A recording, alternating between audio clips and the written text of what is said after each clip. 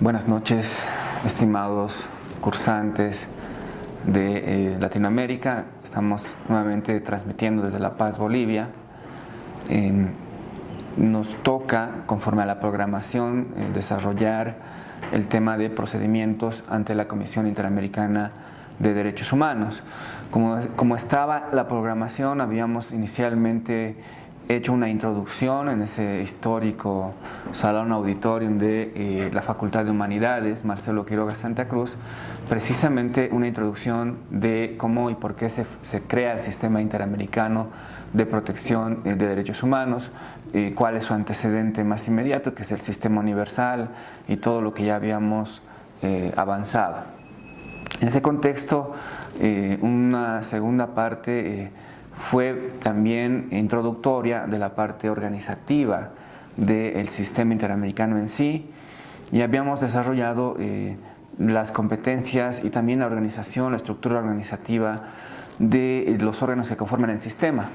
En ese contexto habíamos hablado tanto de la Comisión Interamericana de Derechos Humanos, cómo está conformada, cuáles son sus competencias, y posteriormente habíamos hablado de la Corte Interamericana de Derechos Humanos, también respecto a su organización y competencia.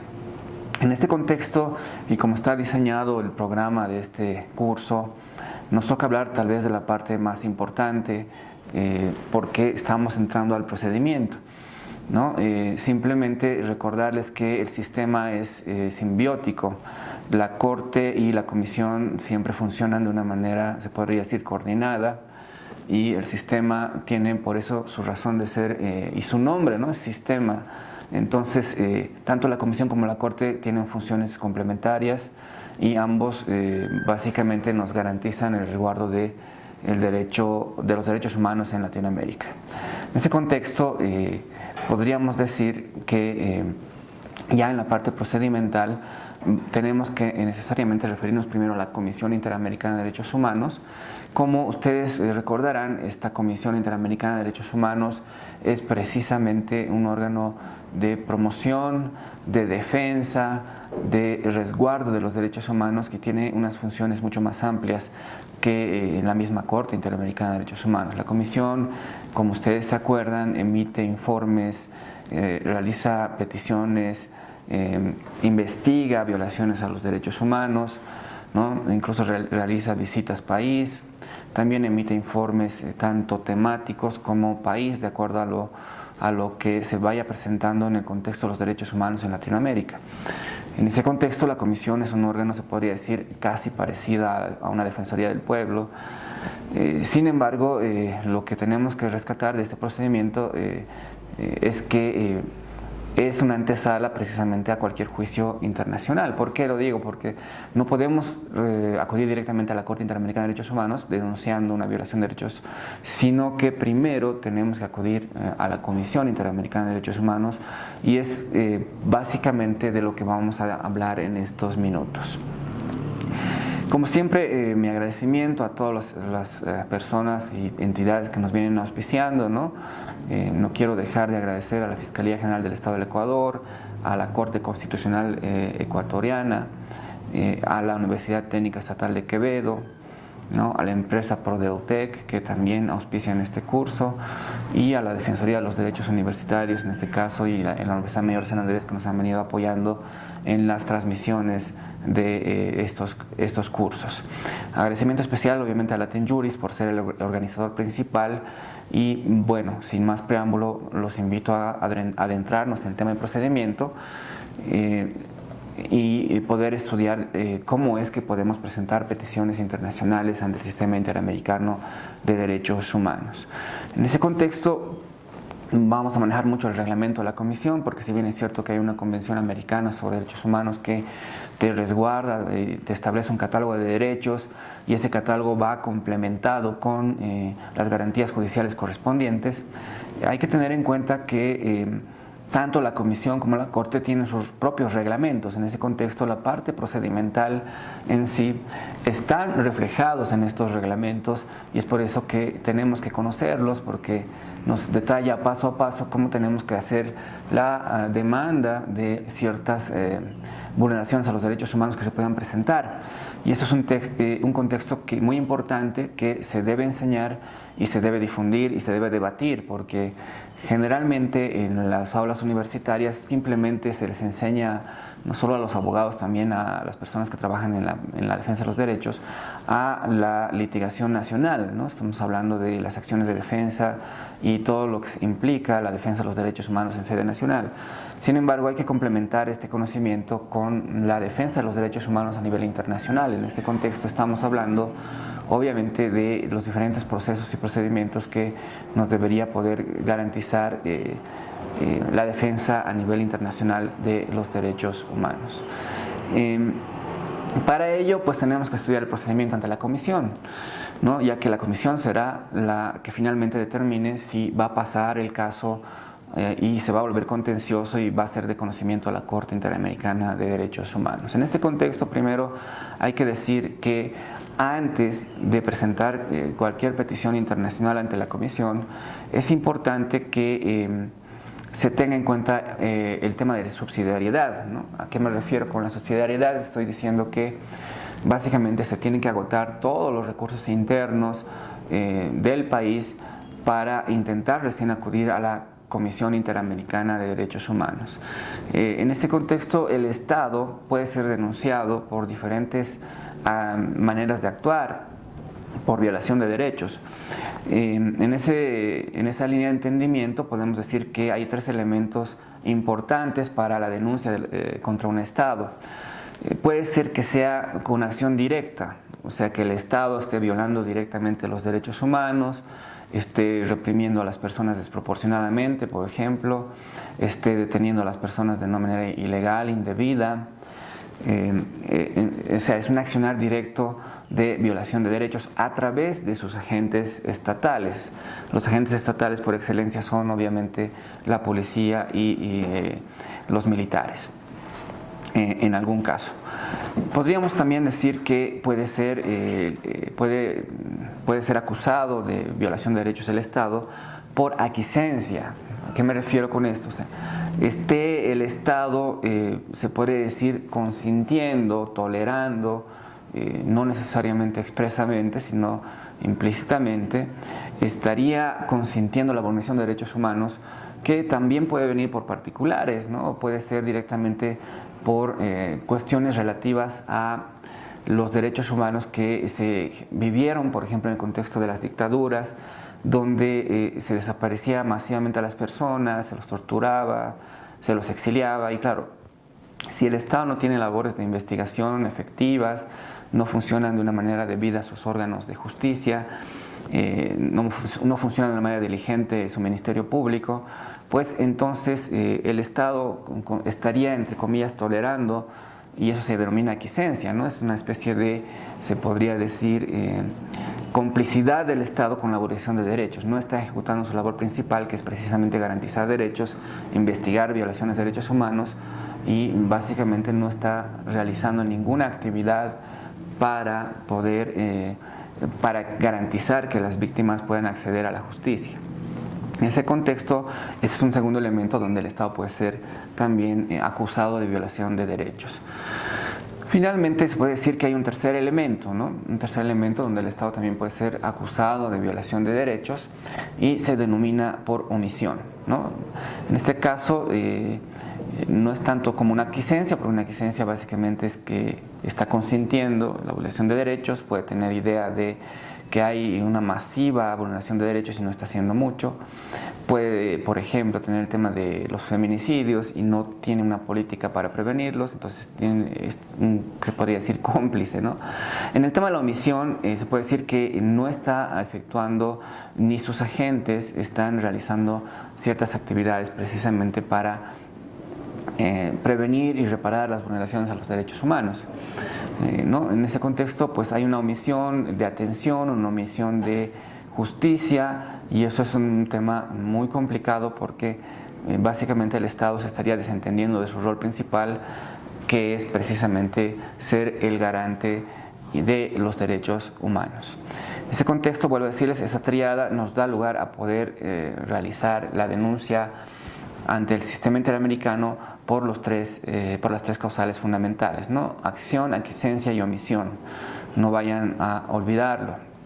Un segundo elemento que hay que tener en cuenta antes de entrar al procedimiento en sí es qué países han ratificado la Convención Americana de Derechos Humanos y qué países no lo han hecho, ¿no? En ese contexto podemos decir que los países que han ratificado la Convención Americana de Derechos Humanos hasta la fecha son Argentina, Barbados, Bolivia, Brasil, Chile, Colombia, Costa Rica, Dominica, Ecuador, El Salvador, Grenada, Guatemala, Haití, Honduras, Jamaica, México, Nicaragua, Panamá, Paraguay, Perú, República Dominicana, Surinam y Uruguay, ¿no? En ese contexto hay dos países, como ustedes saben, que en un momento estaban siendo parte de el reconocimiento expreso y ratificación de la Convención Americana sobre Derechos Humanos, y el primero precisamente en denunciar la convención fue Trinidad y Tobago, que presenta su denuncia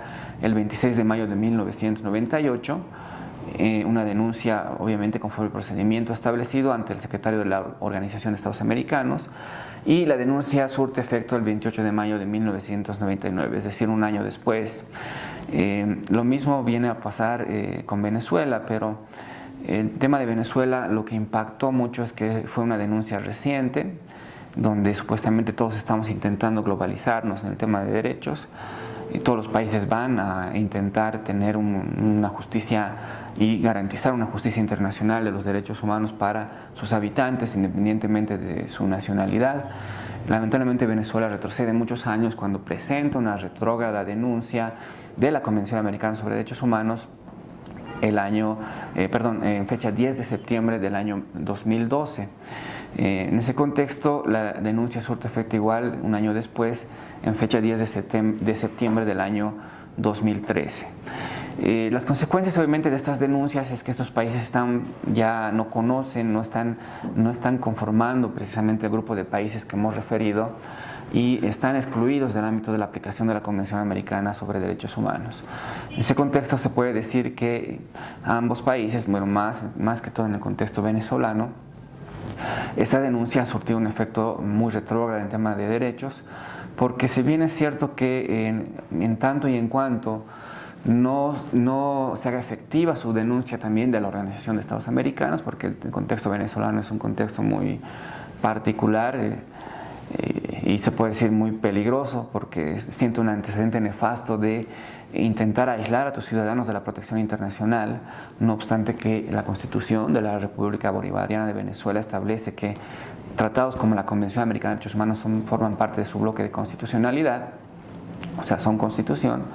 Igual hicieron la denuncia y la consecuencia es muy clara. Ustedes pueden revisar el informe País que precisamente emite la Comisión Interamericana de Derechos Humanos sobre Venezuela, donde van a ver el grave deterioro de los derechos humanos después de la denuncia. Y claro, se dice en este informe una serie de cuestiones relacionadas obviamente a la dignidad de las personas, desapariciones, una crisis humanitaria muy compleja que hasta ahora está haciendo básicamente emigrar a miles de hermanos de este país por una coyuntura muy complicada en el tema de se podría decir, un contexto antidemocrático que está sufriendo el hermano país. Sin embargo, no quisiera referirme en el contexto solo a Venezuela, solo en este punto decir que el impacto de esa denuncia nos implica un serio retroceso a los derechos humanos, porque puede ser que en un futuro otros países puedan querer también presentar su denuncia a la Convención y dejar en total abandono a todos los ciudadanos de sus países, especialmente en la protección internacional de derechos humanos. Un segundo elemento importante en esta cuestión es que si bien es cierto que Venezuela denuncia la Convención, todavía Venezuela tiene casos pendientes, especialmente ante la Corte Interamericana de Derechos Humanos, porque todos los casos que se venían tramitando, que se venían ventilando y de los cuales era responsable precisamente el gobierno venezolano por violar derechos, la Corte no pierde competencia hasta todos los casos que fueron presentados, hasta antes que se haga efectiva la denuncia, es decir, hasta el 10 de septiembre del año 2013. Los casos que posteriormente se vayan presentando, obviamente ya por el tema de cómo está conformado el sistema, pues van a ser innecesariamente atendidos por la Comisión Interamericana de Derechos Humanos. O sea, es decir, si un Estado denuncia la Convención, se libra, entre comillas, de la competencia contenciosa de la Corte, pero no se libera de la competencia de la Comisión Interamericana de Derechos Humanos, que puede seguir emitiendo informes, recomendaciones. De hecho, no hace mucho, la Comisión precisamente presenta el informe País sobre Venezuela y emite una serie de recomendaciones que, bueno, lamentablemente tampoco están siendo observadas por los gobernantes de este país, ¿no? En ese contexto, como el sistema es simbiótico, la competencia de la Comisión Interamericana de Derechos Humanos está basada mucho en precisamente la Declaración de los Derechos y Deberes del Hombre de 1948 y la Carta de Organización de Estados Americanos, ¿no? Entonces, la competencia viene de ahí y es imposible que se pueda desligar de la competencia de supervisión, de promoción y de monitoreo de derechos que tiene la Comisión Interamericana de Derechos Humanos. ¿Ya? Ese es un tema importante que no tenemos que descuidarlo, no tenemos que confundirlo.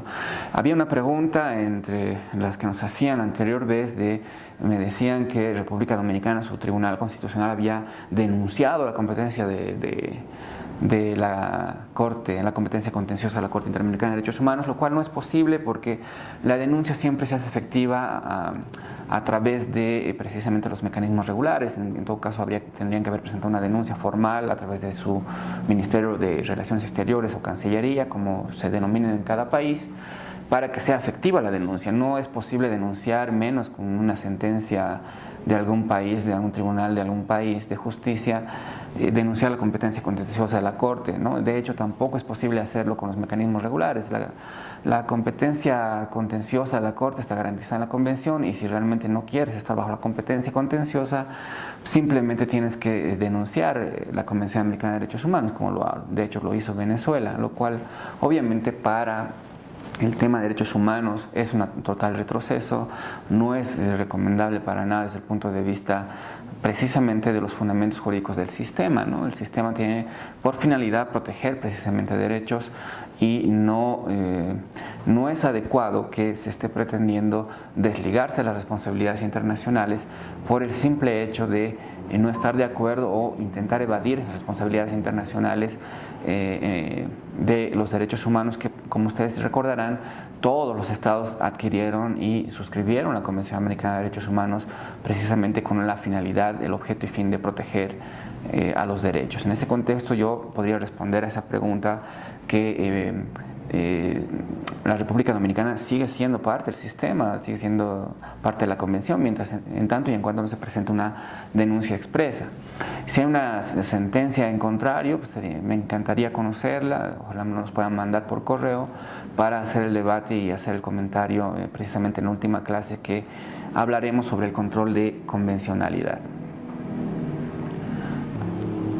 Conforme estaba explicando, estamos hablando de, se podría decir que hay países que están alineados, que son prácticamente parte de la Convención Americana de Derechos Humanos, entre los cuales está Trinidad y Tobago, reitero, y también, entre los cuales está República Dominicana, corrijo, y hay países que no están bajo precisamente la Convención Americana de Derechos Humanos. En ese contexto, ¿qué pasa? Si, digamos, es denunciado un Estado por violación de derechos humanos que esté bajo la competencia, obviamente habiendo ratificado la Convención Americana de Derechos Humanos, pues básicamente el procedimiento se regirá por el artículo 44-51 de la propia Convención Americana sobre Derechos Humanos y el artículo 19 del Estatuto de la Comisión y 26 y 49 de su reglamento. En cuanto a los estados que no son parte de la Convención Americana sobre Derechos Humanos, pues básicamente también se puede denunciar el tema de violación de derechos humanos, pero el marco jurídico que operará será pues básicamente la Carta de la Organización de Estados Americanos, la Carta de la OEA y también la Declaración Americana de Derechos y Deberes del Hombre del año 1948. Ambos documentos, pues, al constituir la comisión, principalmente la Carta de la Organización de Estados Americanos, pues básicamente, y al haberla ratificado casi todos los estados, entonces nos da como resultado que puedan ser denunciados por esa vía, y el marco pues para esto será los artículos 28 al 44 y también 49, 51 y 52 del reglamento de la comisión, y el artículo 20 del Estatuto de la Comisión Interamericana de Derechos Humanos. La diferencia, sin embargo, radica en que en el caso de los países que han ratificado la convención y si son denunciados, la comisión sí podrá mandar el caso ante la Corte Interamericana de Derechos Humanos, y este se volverá un caso contencioso, un litigio internacional en tema de derechos humanos. Si no ratificaron la convención o la denunciaron, pues simplemente se estarán bajo la competencia de la Comisión Interamericana de Derechos Humanos y lógicamente no podrán ser sancionados por la Corte Interamericana de Derechos Humanos. Esos dos elementos es importante de tenerlos en cuenta para ver si realmente se puede llegar a la competencia y a la jurisdicción de la Corte. Lógicamente lo recomendable es que todos los países deberían estar alineados, deberían haber ratificado la convención, dar pasos hacia adelante, hacia un jus constitucional común, que era también una de las preguntas de la anterior vez, pero lamentablemente retrocedemos y hay países que van, en vez de estar sumándose a lo que es la convención, se van retirando de la convención, ¿no? Bueno, más que todo son los gobiernos, por precisamente desacuerdos y una serie de intereses que muchas veces afectan y restringen derechos, como es en el caso del hermano país de Venezuela. Ahora, yendo prácticamente al tema ya del procedimiento, podríamos hablar que tenemos que, antes de presentar la petición internacional ante la Comisión Interamericana de Derechos Humanos, ya sea por intermedio de precisamente la convención o a través de la declaración, lo que hay que hacer es precisamente agotar todos los recursos internos, ¿no? En este contexto, cualquier persona, si bien es cierto que puede presentar una petición internacional, lo que va a exigir la Comisión Interamericana de Derechos Humanos cuando revise la solicitud es precisamente que esa petición, esa denuncia, cuente con la última resolución del país.